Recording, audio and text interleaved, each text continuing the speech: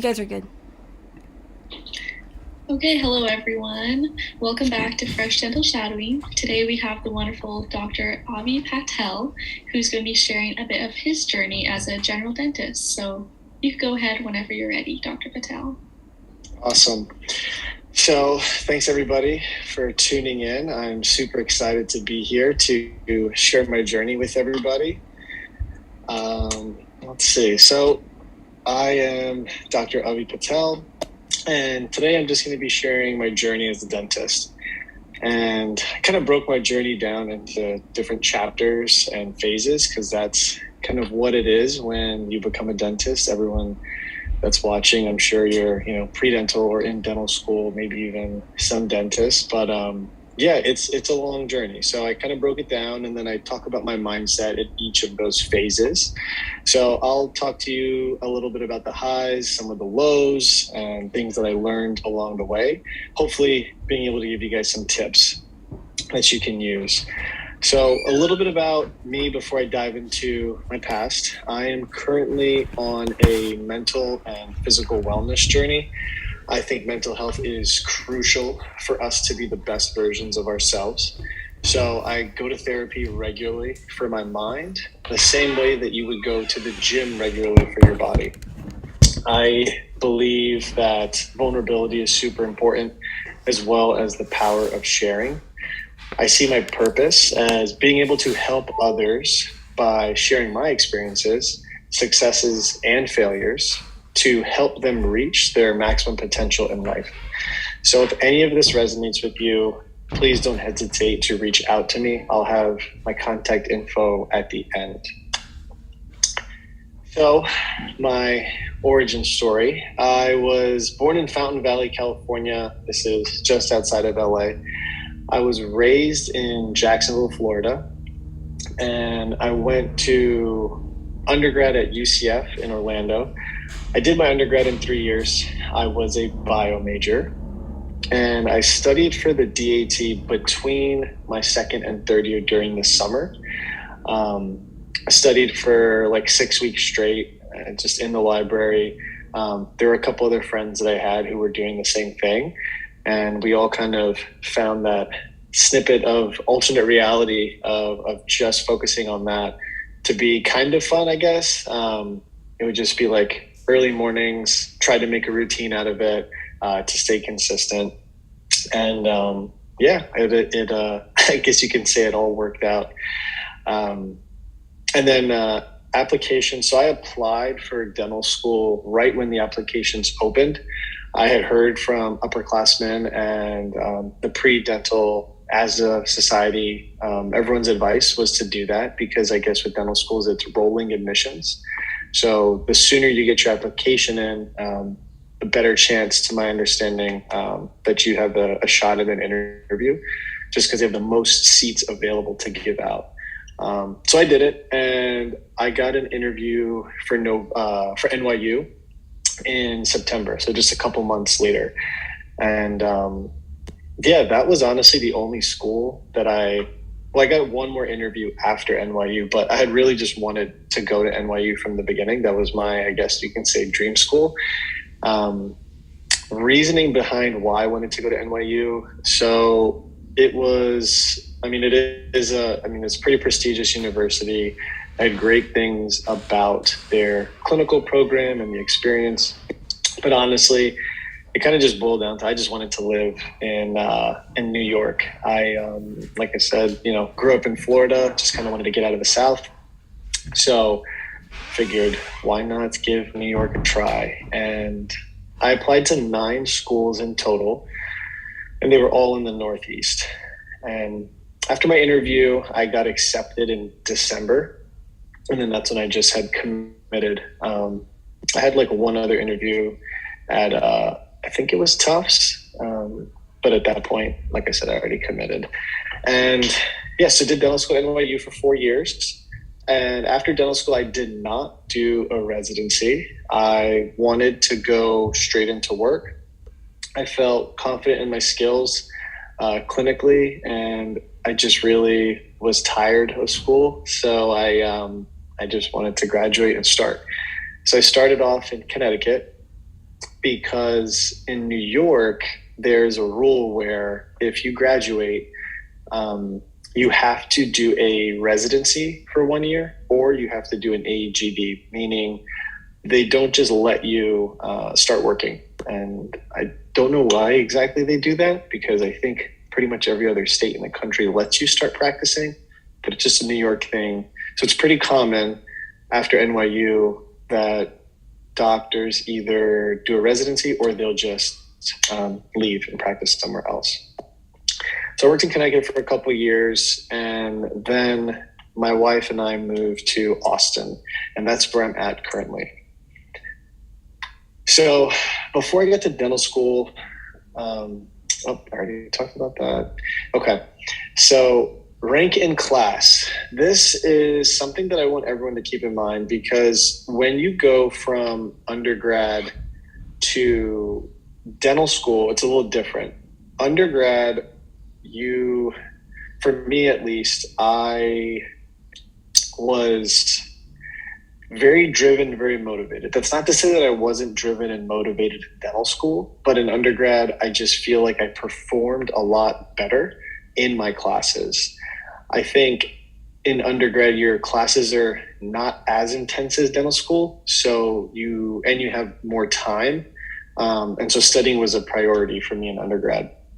And that's kind of compounding with the reasons of how I graduated in 3 years. Honestly, I came in with a bunch of like AP credit. And so they told me when I first started undergrad that I had enough credit to essentially be a second year student. But going back to what I was saying, so I had a pretty good GPA coming out of undergrad, got into dental school, and I realized pretty quickly that I wasn't the smartest.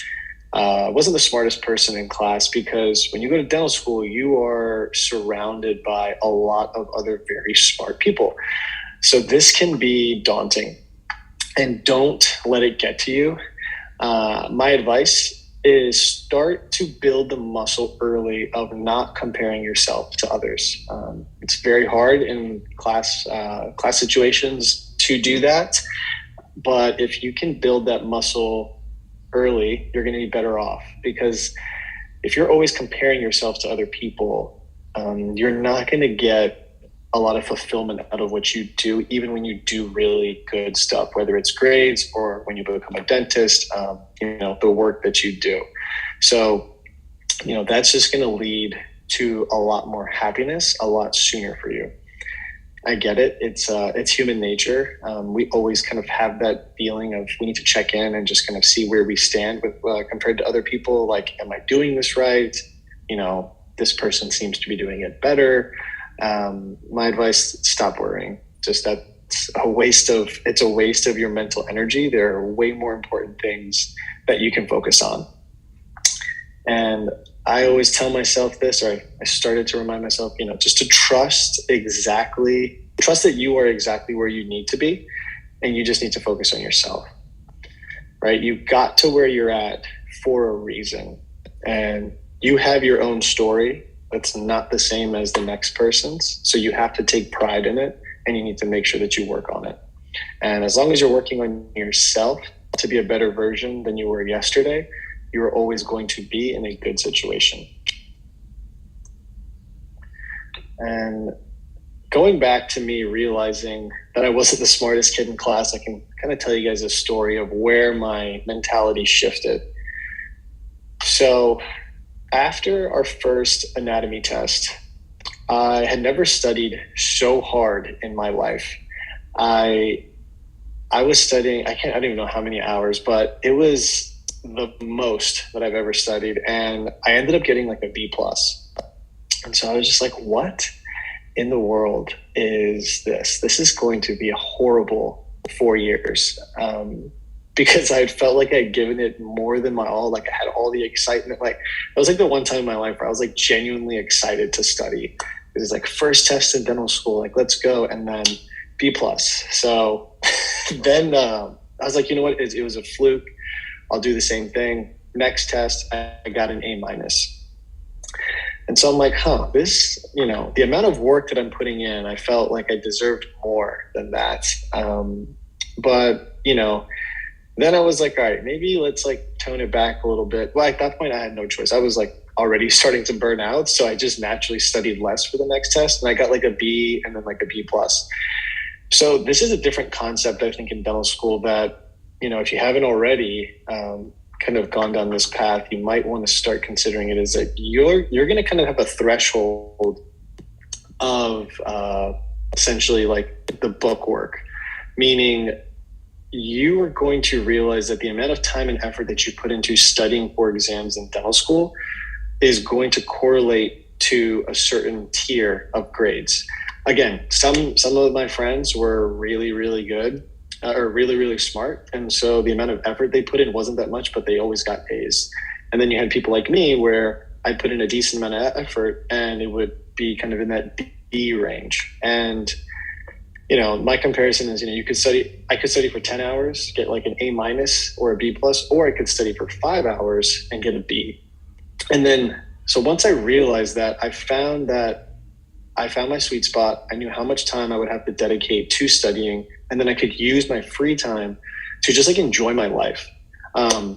Dental school is super stressful. It's 4 years, and I'm going to kind of say this in different ways throughout the presentation tonight, but it's 4 years of life that you're never going to live ever again. It's kind of like a bubble in its own way. Like there are rules, but then there aren't when you compare it to other people that aren't in dental school. So just make the most of it. Don't just drown yourself in the books all day. You're not going to be happy. And at the end of the day, you're going into a profession in dentistry where, you are supposed to be working with people constantly and helping others. And so if you're not in a good mental space, you can't really expect yourself to be able to help other people, right? You don't want to come out of dental school jaded or burnt out. It's not a good situation to be in. So that's just a little thing to keep in mind. And again, I did want to do well on every exam.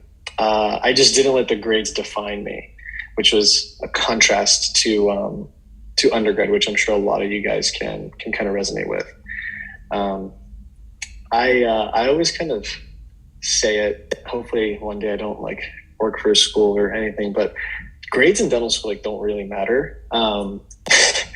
And I think, if you want to specialize, they do definitely kind of come into play. For me, I knew that I didn't want to specialize. I liked the freedom of general dentistry. And like I said earlier, I just didn't really want to be in school any longer. Like it was 20 years of being in school at that point, and I was just ready to kind of move on. So I didn't see the benefit. I didn't also fall in love with any procedure in particular to want to specialize. I think that's the other thing. I'm sure some of you guys may be wondering, how do you determine or when do you know?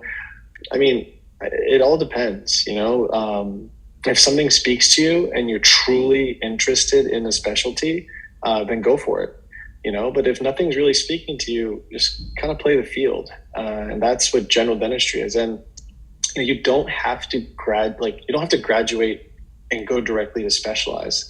You can graduate, you can do a GPR, get a little more reps, do a little bit more treatment and really see what you like. And then you can get in to a specialty. So that's why I kind of go back where your grades aren't necessarily going to restrict you. And again, if you know that you want to specialize from the beginning, but then you don't get in, it's not the end of the world.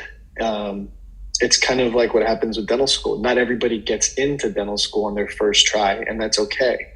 But if you're passionate about it and you're determined, you'll do what you need to do in that gap year to, boost your resume, shadow, do all the things that you need to improve your chances of getting in the next time. And then that's when you're going to see that result. So going down the route of knowing that my grades weren't going to really impact my future, I just started living like a balanced life. I had a really good idea of how much I needed to study, which was still a considerable amount. I'm not saying that I was just out partying all the time or anything, but I found my sweet spot, and you'll find it too. And I didn't really know it at the time, but I was setting the stage for basically how to handle stress in life and how to find happiness even in the most stressful 4 years of life. I was able to explore Manhattan and honestly just maximize that once in a lifetime opportunity of being in, a big city and being this, post grad student. Like I was, so I got into dental school when I was 21. So it was basically like 21 to 25, I was living in Manhattan. It was a lot of fun. And, so talking a little bit more about dental school, it is, I think the best advice that I could give is you get out of it what you put in. It's the theme, and the sooner that you learn that, the better. This is my advice to everybody when you're in clinic in dental school. Don't wait for somebody else to, teach you. You need to, get after what you want to achieve. And honestly, clinic is going to determine how successful you'll be more than grades ever will. When you see patients in the real world, you're not like spitting out, the Krebs cycle or anything like that. You are treating them. And, the more you see and the more you learn in clinic, the better it's going to be. I did a decent amount of work in clinic, but I honestly wish I did more. I know I'm capable of more, but I was kind of lazy. That middle of the pack mindset that I had with my grades, I think carried over into clinic. And so that limited how much I could really do.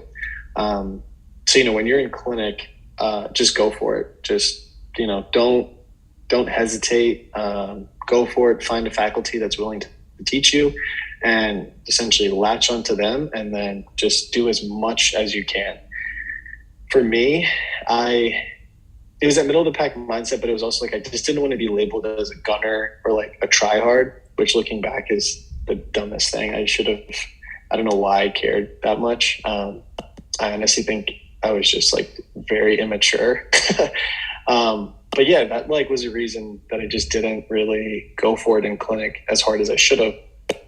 So I don't know if this is a thing that you guys may be struggling with. If you are, just shake it. Stop caring what other people think, because it doesn't matter. There's no shame in going after your dreams. So don't let that thought hold you back. You can still be a go-getter and be nice to your classmates. You don't have to be selfish. There were a lot of gunners in our class that were kind of selfish. So that's why I didn't want to be labeled like that. That's unfortunately kind of just what happens with some people when they get ultra competitive. But just compete with yourself, right? Compete with yourself and you'll go far in life. And like I was saying with clinic, maximize it. It's a once in a lifetime opportunity where you're going to get to practice dentistry without any liability. And, I feel like the more naive you are in clinic, the better off you are, because there's a lot of these like fears that dentists and like older dental students will start to kind of think of, like, be careful with root canals or don't do these extractions. I'm not saying like hurt something. You're not going to hurt anybody. As long as you are asking questions with your faculty, they will guide you. So don't be scared. Don't be scared to try, I think is a good pointer there. So just another add point, like just to kind of get into the mind of faculty, you have to remember they are there to teach, but they only really are going to want to teach those who are willing to learn, right? I know people that just coasted through clinic. They didn't really do much. They did the bare minimum and they got their degree and they moved on, and that's unfortunate, but if you show that you really want to learn and you really want to improve, then faculty will see that and they will support you. So don't be afraid, like I said, to put yourself out there in that regard and show that you want to learn. Some tips about networking. So you want to network with your classmates at the end of the day. Be friendly.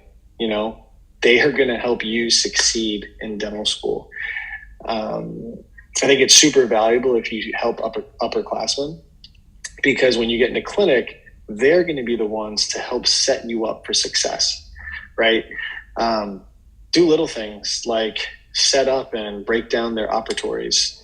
That is a very small thing. It's very basic, but when you're a stressed out like D4 and you're trying to get requirements and do all this stuff, and a second year, third year, even first year dental student is like willing to help you, you're going to appreciate that, and then you are willing to help them back. I just think that's a nice way where you can get exposure when you're younger in dental school to what actually goes on when you're in your later years, and that kind of insight is going to be helpful for you to like really demystify clinic and be able to be in a comfortable position to be successful.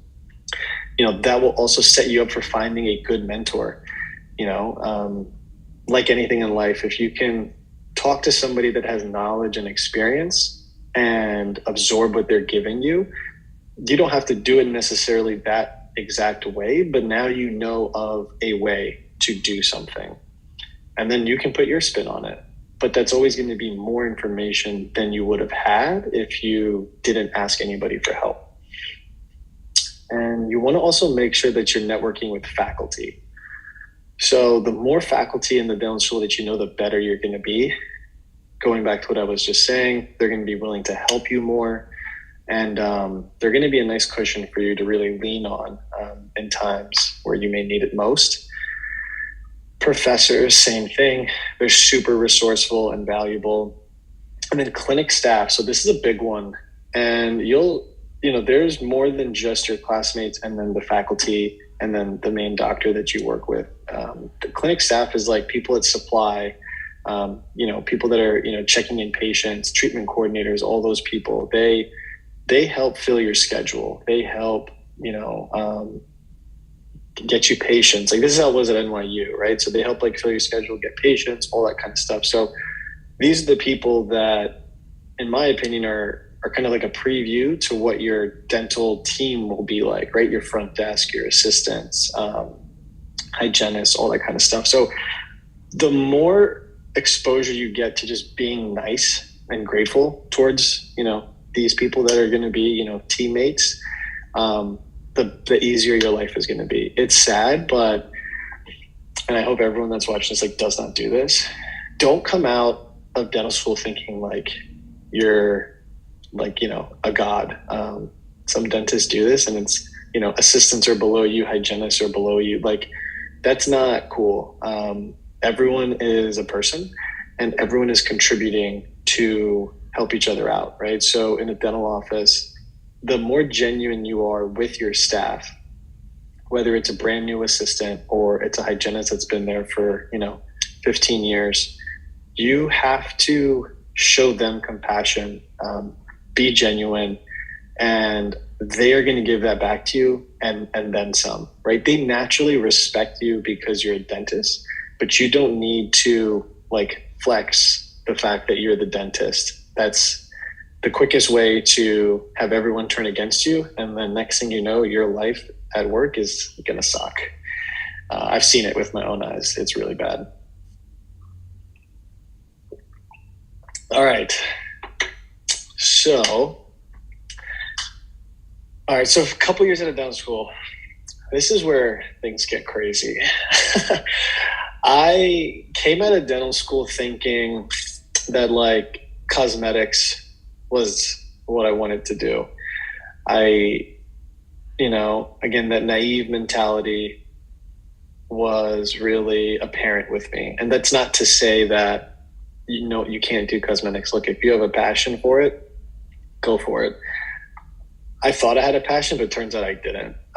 Because the second that, something didn't go my way, I just completely abandoned that. So cosmetics, not my thing right now, or at the beginning of when I started working, and that's okay.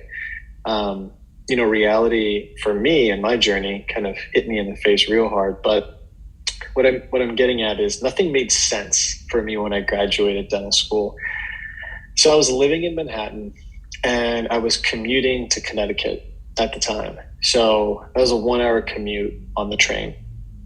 And some advice is when you first come out of school, it's a good idea to work part-time at a couple offices.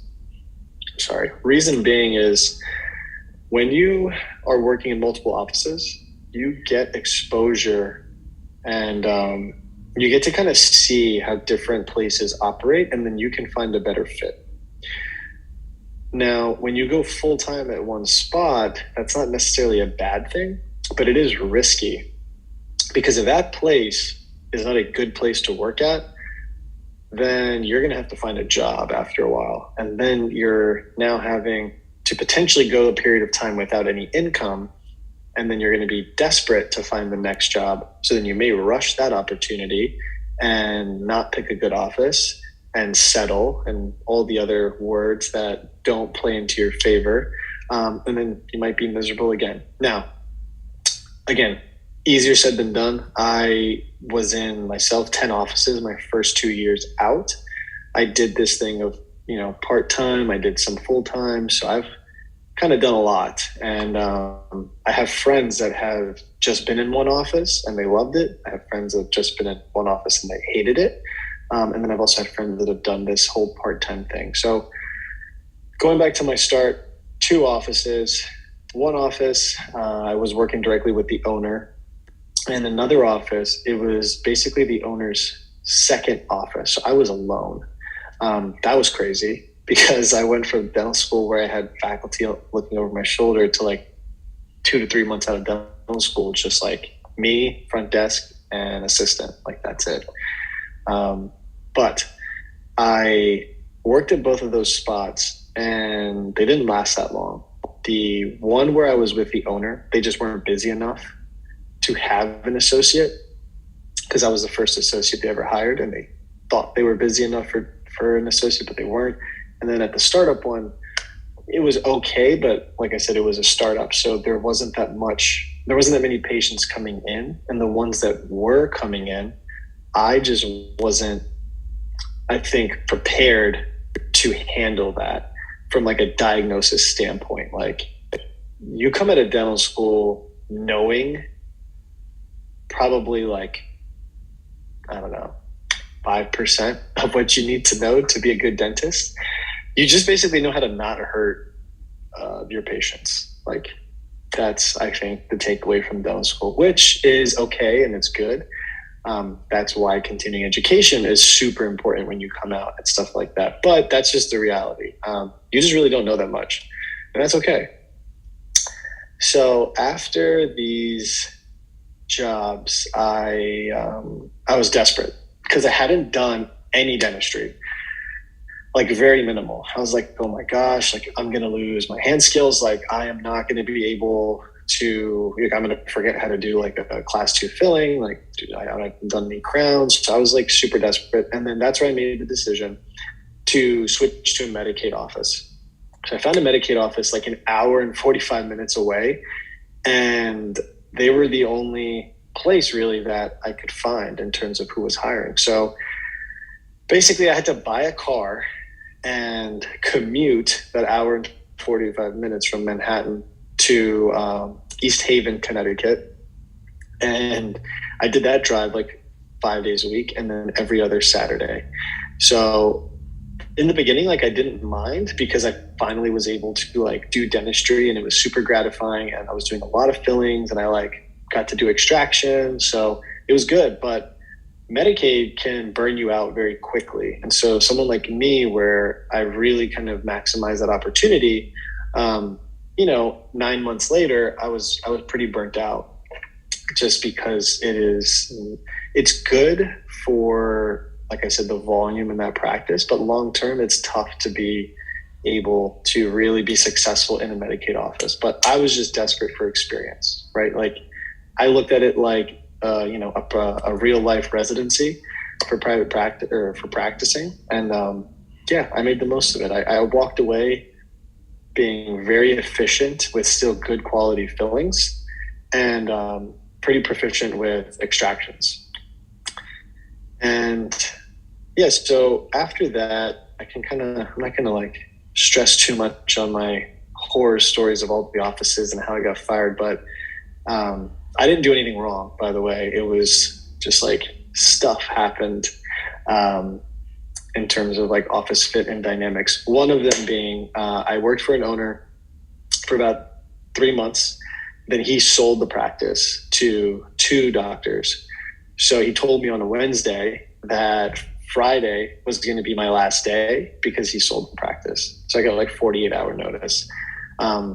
Pro tip, any job that you take, no matter how comfortable you feel with that dentist and no matter how, confident you are in the relationship that you have with them, always get things in writing, meaning your contract, and always make sure there is a notice period. I made that mistake a couple times because I was desperate. So learn from me, don't be desperate, and know your value and your worth, because anything can happen if it's not written. And you could just get fired with 48-hour notice. There's another place where I got fired over text.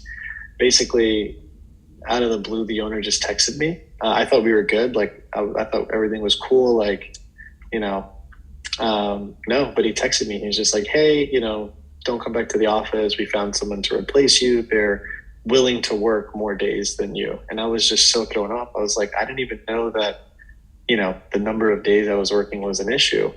Dentists are weird. And I could do a whole presentation about all the jobs that I've been through and just like random things like that happening to me. But makes for good stories. So kind of went through my different offices, and I got to a place where there was 2 private offices, and it was pretty stable. It was good. So I was there for a couple months. This is at the beginning of 2020. And then you all know what happened in March. Pandemic hit and everyone shut down. So that sucked because I was starting to hit my groove, but then I kind of being able to pause and reflect, kind of realized that, the kind of bread and butter dentistry that I was doing was starting to burn me out. It was just fillings, like basic stuff. And so I was just kind of lost and really down on dentistry, honestly. I didn't have a mentor. I thought I would have had one by then, being 2 years out of school. So that was disappointing. But then that's when I just kind of made a switch in my mentality. And I took matters into my own hands. Basically, I took CE. I was like, look, if no one's going to be willing to teach me stuff, like I'm just going to learn it on my own. And that's what I did. I learned implants and I learned about Invisalign. And with that, I went back to the offices when we opened back up during the pandemic, and told the owners like, hey, this is what I learned. This is what I want to do. And they weren't supportive of it. Yeah, they pretty much shut me down. And that to me was like the final straw. And that's when I'm sorry, there's like a baby crying.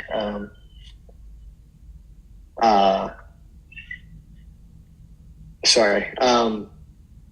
So for me, that was the final straw. I didn't want to stay there anymore because I had worked at pretty much every office in like a 25-mile radius. And that's when my wife and I made the decision to move to Austin.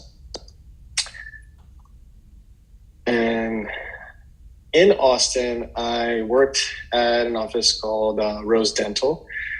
Rose was a DSO. So benefits of DSOs, and I know this is a little controversial to some people who kind of know things. There's been horror stories about corporate dentistry. So for everyone that doesn't know, DSO is basically short for Dental Support Organization. And that's just another way to say corporate dentistry. But I'll talk about the benefits of DSOs. I think benefits are good if you know what you're getting into. They provide health insurance, which is huge. A lot of private offices that you work for do not give health insurance.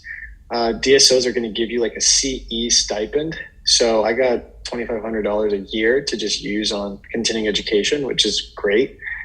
They also gave me a monthly bonus. They have goals. So this is another thing that people freak out about when you talk about money. But, at the end of the day, you need to do what's best for your patient. And if you are treating your patient with that mindset, nothing else really matters. Where numbers come into play and how they help is because at the end of the day, you're only going to get paid for what you do, right? So if you're just this dentist where you're like, oh, everything will take care of itself, we'll just watch all these teeth and we'll just fix things when they, are causing pain and stuff like that. That's okay. But one, you're not giving your patients the best care because you're being a reactive dentist as opposed to a proactive dentist and treating things before they become, a painful issue. And then two, you're also just not going to make any money because if you're just sitting there watching stuff, you're like watching let's wait for that crack to get bigger, or like, let's wait for that cavity, to really get big. And again, I'm talking about treatable versus non-treatable stuff here. You're just, you're not going to be successful. And then you're going to have a totally different type of stress that's going to be over your head, which is going to be financial. And it's just not a good path to go down. So DSOs, some of them will give you, they'll have a goal for the month. And the way a lot of them do this is they'll ask you, hey, how much, would you like to make, or what is a fair number? And you'll kind of know after you work for a bit where they kind of start you off, and you'll just kind of see, like, don't even think about the numbers when you start, just work as you would, focus on the treatment, and then you will naturally kind of see where you stand. And then all the goal does is it helps keep you consistent. Okay. Because your paychecks will fluctuate if you don't kind of have like a benchmark. That's just business at the end of the day. That has nothing to do with over treating or anything like that. They'll also pay for your malpractice insurance, stuff like that. They could pay for your licensing, any instruments that you need, they'll, for the most part, get it. So a lot of good benefits with DSOs. For me, I got autonomy, right? That was huge. So I got this huge opportunity to just grow my clinical passion. I got to find out what I like to do. So for this, all those CEs came into play, right? The implants, the Invisalign. And this was I'm not gonna lie, this was the first time in my life where I was like starting to make money. 20 years of dental school, or 20 years of school, never making money. First 2 years coming out, barely making any money. It was the first time that I actually did, and it felt really good. And I felt successful for the first time in my life, right, as a dentist. And you think that feeling would come sooner, but that's when it came, and it felt great. And with implants, it was really cool because I was always taking out teeth early in my career and never putting anything back, maybe bridges from here and there, but being able to like take a tooth out, put in a graft, drop an implant in, put a crown on the implant, and then give the patient their function back was super, super empowering. And it was like a really, really cool experience. So I really enjoyed doing that. And Invisalign, it changed my life, honestly. It was a way for me to improve my patient's health and their confidence, which I think is the pinnacle in our profession. I really felt like when I do Invisalign with my patients that I'm actually making an impact.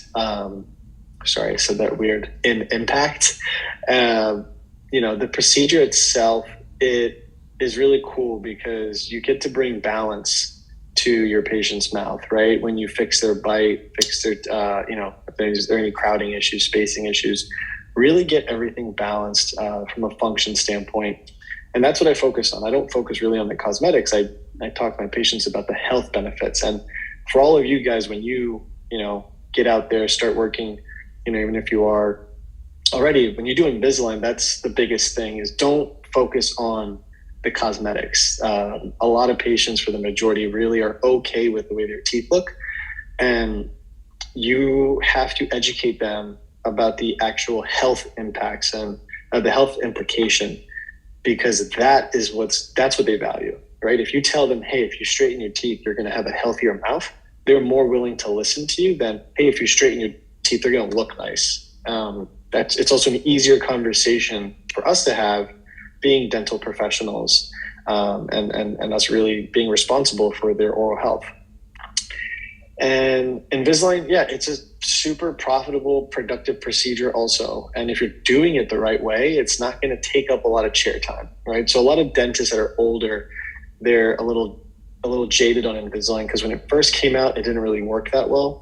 But now, I mean, it's super easy and predictable. And so was doing a lot of cases. So with that kind of growth caught the eye of a lot of the reps, and they were just like, hey, what are you doing? Like, how are you doing so many cases? I started like 50 cases in my first 6 months. And in my mind, I was like, I don't know. I'm just kind of, talking about it like your modules say. I didn't think I was doing anything special, but I realized that I was on to something because I guess not a lot of dentists do that many cases when they first start. So what I did then is I went to my group, the DSO, and I said, hey, I know a lot about this. I'm willing to teach other people about this. Can we like formalize a role internally to where I can offer that? And, they definitely saw it and they understood it.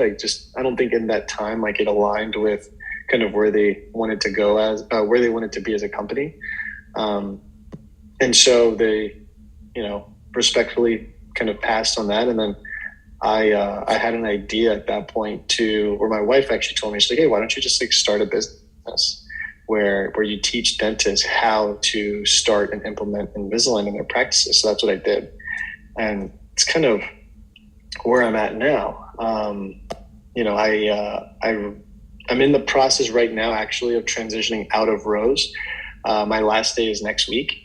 And I'm starting at a private practice, and it is super exciting because I get to work with that owner to grow that office. And that owner's super pumped for me to come on, super supportive. Plan is to do a lot of Invisalign and kind of have like a digital focused office. And so I'm super, super excited to kind of learn more about that and go through that chapter. But yeah, so the business that I was telling you guys about, I mean, I created a consulting business, and that is like a side gig for me right now. I think you'll kind of see, I don't know, for me, in dental school, I knew that I wanted to do more than just dentistry. I just didn't know how that looked. And kind of right now, I mean, it took, 4 years, but it all kind of happened kind of naturally, I think. There wasn't that much friction. And honestly, it's just, you'll find your passions, whether it's in the chair, out of the chair, and just, explore them. Don't shut the door on anything, because it can turn out to be something, that grows and that you really enjoy. And for me right now, it's my consulting business, and we're still in the beginning stages, but I really enjoy it, and it's nice. It's nice to do. And with anything, I do want to just let you guys know, stay consistent, right? Stay consistent and things will work out for you. So everything that I've been through, I know it's been like 40 minutes here, 45 minutes. All the stuff that I've been through, in the moments, they were tough, right? There were times where I was super down on dentistry, depressed. I didn't really have a spark, and, things turned around. I made changes, and it just all led to me wanting to share more. So I did create a YouTube channel where I just give, career advice based off my experiences. And I don't know if there's a way we could probably link it in this YouTube description after. You guys can check out my channel. I try to put videos out every week, spanning, a lot of it is more focused towards like the early dentist. But yeah, it's just stuff that I like to kind of pass on to hopefully, help you avoid mistakes that I made. And just offer that. I'm also open to any mentorship. If anybody has questions, concerns, it can be about dental school. It can be about life after dental school. I know pre-dental is a big thing. I can help where I can. I don't remember exactly all the materials that I used to study for the DET. We can kind of go over some of those in the questions if people have it.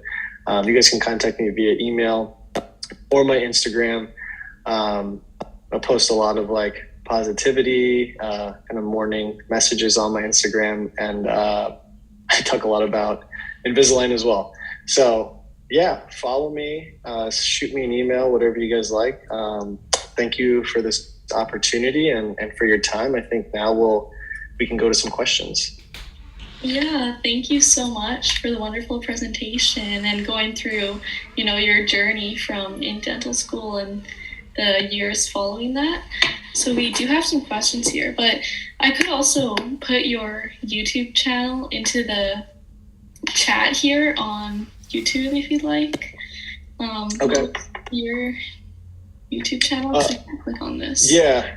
Is there a way for me to, let's see if I can even get in the chat maybe, right? And oh yeah, sure. If you just go on the live, you could just, the live is just it's Dr. Avi, DOCTOR space AVI, but I think there's some like other guy that's, I don't know, he's like a physician that has like an interesting page that's not mine. So there we go. I'm like third on the list. All right, let me share that. Yeah, try to get the views up so that way I can be on top of this guy. All right, let's see. That should work. Cool. Okay, I'll put that into the YouTube. So someone asked here, when dentists take extra courses, are they usually through businesses like the one you're starting, or are they primarily through academic institutions? So continuing education is going to be, so what I'm doing is a little different than continuing education. Mine is more kind of like one-on-one coaching. I think you can think of it like that. But there's going to be like a huge span of different courses. So a lot of them are like doctor or dentist driven. So it won't necessarily be tied to like NYU. It'll be maybe a dentist that's like using the NYU facility. But a lot of these you're going to find just kind of, privately or even through dental societies, right? So whatever state you're practicing in, they're going to have like a state dental association. You should definitely join it. And you'll see that there's different things that you can use. Dental Nachos is a group that if you guys aren't already in, you should definitely check them out. They have like a really, really helpful platform for dentists, students, even pre-dentals, everybody. So you guys should check them out too. Okay, cool. So yours is more just for those who kind of want to learn about it and implement that into their. Yeah. Mine is more, let's say like you're starting to do Invisalign and you're struggling. Like Invisalign does have a lot of resources on their website, which I recommend that you do. But what can happen in the real world is when you're trying to translate, protocols that they recommend into your actual practice, that can be tough because there's so many dynamics that go into it. And then a lot of dentists some of it's fear and some of it's just, they just aren't confident enough to kind of make that leap. And then that's where I essentially kind of like hold your hand and help you make that leap. Whether it's, I kind of coach up on like what case is treatable, like realistically, like what should you be treating and what should you refer, right? What is predictable, what's not. How to, set up your clin check so that way you have a case that goes smoothly and you don't have to have like the patient keep coming back afterwards for refinement and stuff like that. So I kind of had the idea. I didn't realize, like, I guess there are courses that you can take and which dentists do to learn about Invisalign, but there isn't really anything out there yet that actually has a dentist like have that one-on-one coaching. So yeah, I just kind of went for it, but yeah, that's what I do. It's super cool that you are able to do that. And then someone also asked, so have you found a mentor, or how do you go about establishing that relationship? So I don't think I've found a mentor. At some of the offices that I was at, like the owners would give me a couple pointers. So I think if you're looking for one, again, not every owner's, but these is just my experience. Like I have friends that have had, owner dentists that are willing to teach them or teach you. So that's one way. Another way is like if you're in some of these like societies or organizations or whatnot, the people that are in there are going to be willing to share, willing to help. So you could always reach out to those types of those people. So you may not directly work with them, but if you're in these societies, people will be more than willing to help you. It's tough though. Like for me, when I was in Connecticut, I wasn't really active in any of the societies. I was just trying to I was literally finding a job, like in my free time. Like if I had a job, like next thing I know, I didn't have one. And it was just, that's where all my free time went. So I couldn't think on that level, but if you have stability at the job that you have, it lets you explore these other ways to learn. And if you can't join that, or you don't have anyone, like I said, I'm wide open. I'm more than willing to help anybody. Just kind of giving pointers wherever you need it. Okay, great. And then, so do you think biology was a good major to take in the undergrad? Did it help with studying for the DAT or anything? Were you just interested in it? Yeah, I think for me, I kind of picked bio just because I looked at what classes were required for dental school, and like a bio major had pretty much all those classes in it. So it was a very logical move, in my opinion.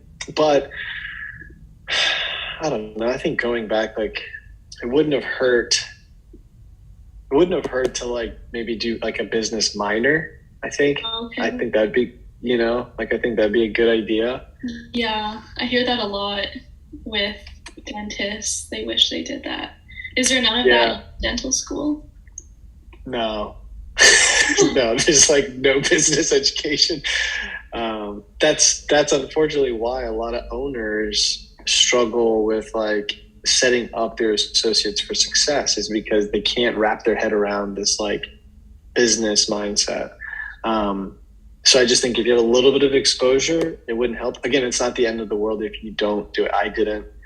I mean, I'm not like super business savvy, but if you're driven and there are books out there that you can read, right? So like as much as you can do CE on implants, you can take CE on like practice management and like business. There are guys out there that teach that kind of stuff. So it's not the end of the world, but yeah, going back, I think I graduated in 3 years. I think maybe, do a fourth and I just took business classes. Like that would have been pretty cool.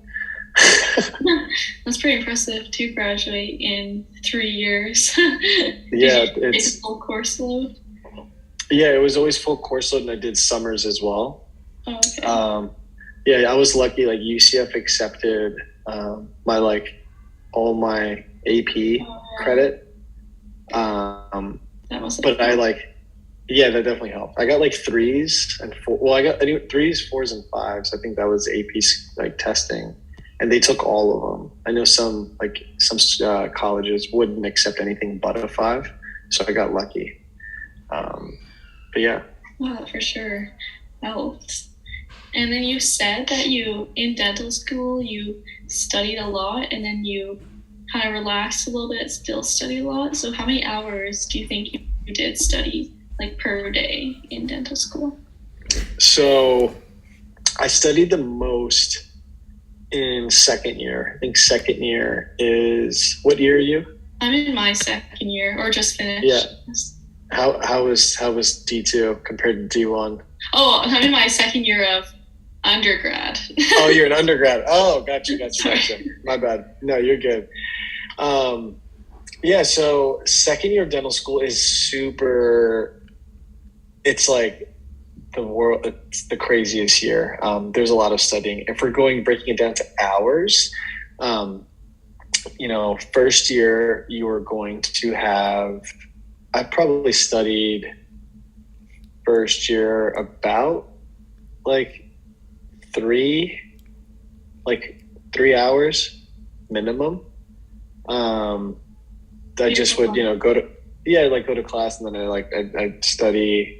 That was kind of batched out. D2, it was like in that 4 to 5 range. And then like on weekends, I would study like on Saturdays. Like if we had, because all of the way NYU was is all of your exams, it's like block exams.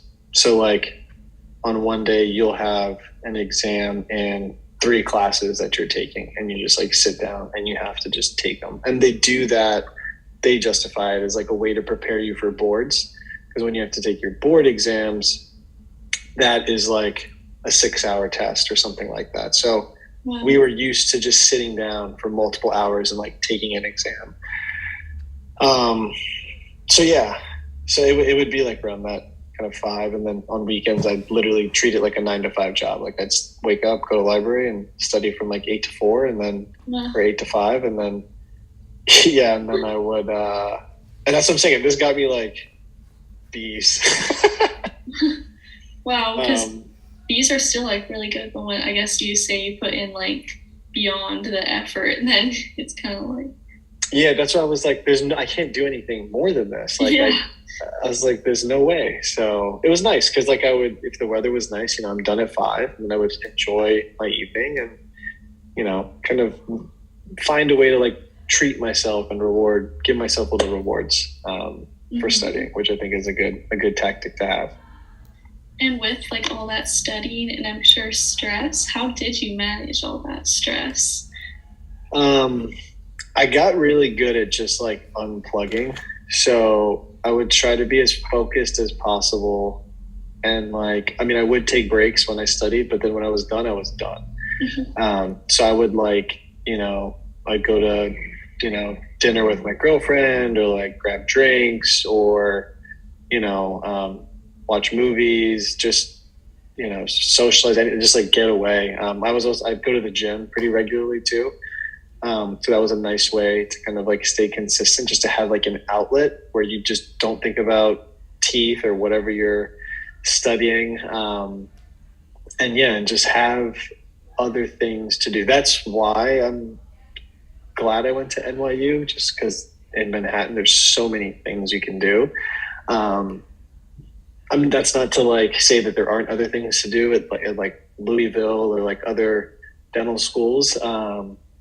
But yeah, just my advice is make sure that you have hobbies or, other things that you can do, because you have to start building those so that way when you do get out of dental school, you have other ways, because the stress goes up in different ways. It's a lot more concentrated. So you want to have those natural releases. Okay, for sure. And then how was your loan payoff strategy? Or what was it, I should say? Yeah. So for you guys, don't get overwhelmed with student loans. I know that's easier said than done. But for me, I went down the income-driven route. So when I came out of school, basically what they do is they take like 10% of whatever your income was the previous year, and that is split up into it's split up into 12 months, right? So coming out, the minimum requirement was very low. So I was making those minimum payments. But then if you stay on that income-driven plan throughout, I think it's like a 20-year plan. So for 20 years, you just make you make the payment of 10% of whatever your previous year's income was. It's affordable, and that's fine. What happens then is just at the end of the 20 years, there's whatever the remaining amount is, you have to pay a one-time tax on that amount. So if that is good, if you were like planning on being an associate kind of forever and your income is very predictable and stable, right? Because then your income won't really go up. So you'll be making these like consistent payments throughout. If you plan on becoming an owner, or you do, or you have like multiple streams of income, well, then that income driven after a certain time doesn't make sense, because you'll actually have to pay. I mean, your payments will be a lot higher. So what I did is I stayed on income driven until I found kind of like my sweet spot, which is like just happened a year ago. And then I refinanced the loan to a lower rate. Okay. And so government loans are going to be like 7%, which is super high. But it's okay in the beginning, because you need that flexibility, right? Like, you may not have a stable job. So it was nice, because whenever I was unemployed, I just tell my loan provider, because it was government loans, and they would just literally make my required payment zero. Again, interest was still accruing, but I wasn't on the hook to have to pay. So, like with private loans where you have to pay your $3,000 every month. So, yeah, I just refinanced, and then now my plan is to pay that off. That was my strategy. Would you say it's hard or like stressful with the student loans? No, I just, I don't know. I kind of like just acted like they didn't exist in the beginning. Honestly, I think it's okay. Like, it's okay to think about student loans like that, because if you focus and stress out on the student loans, like, you're not gonna be able to enjoy anything, like that's when you're going to be stressed about like money, and like, oh, like I should do this procedure because it costs more. And like, you're going to go down a rabbit hole of thoughts that you don't really need to be going down. So, I mean, literally, I did not think about the money. I just like made the payments, like the minimum payments, until like I figured everything out. Like, I would talk, if you can, to like, a financial advisor. They do have them that are well versed with dental loans and the way that our careers are. Those are going to be the people. I don't have a name specifically for you guys, but if you Google it, there's definitely like a couple people out there that do specifically work with dentists to give financial advice for loan repayment, and they can kind of talk you through a lot of stuff. So they'll say some similar stuff to me, or like I just said, but yeah, I think that's a good idea. But don't stress about it. It's okay. Yeah, that's a good way of looking at it, just to kind of go on and then make the payments. Yeah, like you're going to make, if you are doing the right things, like you will make good money as a dentist. You'll find ways, and yeah, like it all works itself. Like, there's not that many dentists out there. I don't know one dentist that's like, that's bankrupt or like in a dire situation. Like, it's okay. It'll work out. That's great to hear. And we have time for one more question here. So you mentioned earlier to not compare yourself to others. How do you go about doing that? I know that's pretty hard, especially like as a pre-dental student comparing to other pre-dental students or in dental students. Yeah. So my advice is, the more that I can go into a whole like mental health thing right here, but I'll try to keep it a little effective with it. So if you set goals for yourself and you take the time to write that out and revisit those goals and journal, you can start putting more. That's how you put more energy and work into yourself. And when you are focusing on yourself and the growth that you are making and the changes that you make in your life and your achievements and celebrating that, you're not going to have time to look around at the other people, because you're just taking care of yourself. You know what I mean? Because that's the thing is, like, for pre-dentals, even dental students, like, you are at a young age making up your mind and showing interest into doing something that's going to like better yourself and the rest, and and your life and future generations, right? Like you're doing that, so you're already thinking totally differently than your other classmates, right, that aren't trying to go to professional school. So why try to, you know what I mean, even look at other people like that? But my advice is, the more the energy and time that you put into yourself and your well-being, kind of your dreams, your aspirations, and everything that you want to do. I'm telling you, you literally, it doesn't matter what your classmates are doing, because you're just not going to have time to really think about it. For me on social media, like when I was in a dark place a couple years out of dental school, where all I saw on Instagram was just these like cosmetic dentists like posting their cases, which were gorgeous, and I was doing these like, fillings, which is two totally different spectrums of dentistry. That didn't help. Like I really started to get even more depressed about dentistry, because I was like, oh, I'm not even doing anything like worthy. I mean, I was treating patients, I was improving their health, that had low access to or they didn't have that, great access to dental care, but they were showing up. So I was making a difference to them. Like my patients appreciated me, but I downplayed what I was doing. So I honestly, like I unfollowed a bunch of the accounts, because I was like, it's not serving me. So yeah, you want to do that, and it's okay. Like you can unfollow accounts, because nowadays, like we're all on our phones, we're all looking at stuff. Like start following, the positive accounts. Follow the accounts that are going to give you those like affirmations, and feed into that part of you. Because when you start doing that, and that's what you see, like your mental state is going to skyrocket in a good way. And so that's honestly like why I started sharing on my Instagram page. And because I was just like, I want to be the dentist that I needed when I was younger to see. Like that's kind of what fuels a lot of my like daily posts, to like just spread that and just kind of show everybody like, hey, like it's okay. Like you don't, like, I mean, there's other dentists out there that are way more passionate about clinical dentistry than I am, and that's okay. Like I have my own passions. Like I care about what I do, and I care about my patients, but like I also care about, everything else, like a lot of other things in life, and know that that's okay. Like just because you're a dentist doesn't mean that like that is the only thing that you can identify yourself as, right? Like we all are multifaceted humans. So you can do dentistry as a profession, but then you can also like have other passions, interests, and hobbies. So don't like pigeonhole yourself. Yeah, it's amazing. And I love that you started that page to kind of inspire others, or, be that role model. Yeah. So, again, thank you for joining us tonight, and thank you everyone for coming out this Tuesday evening, or whenever you're going to be watching it. Yeah. I know I enjoyed the presentation. I'm sure everyone watching it did. So thank you. Awesome. Yeah, thank you. This was a lot of fun. I like it. And like I said, I think what you guys are doing great.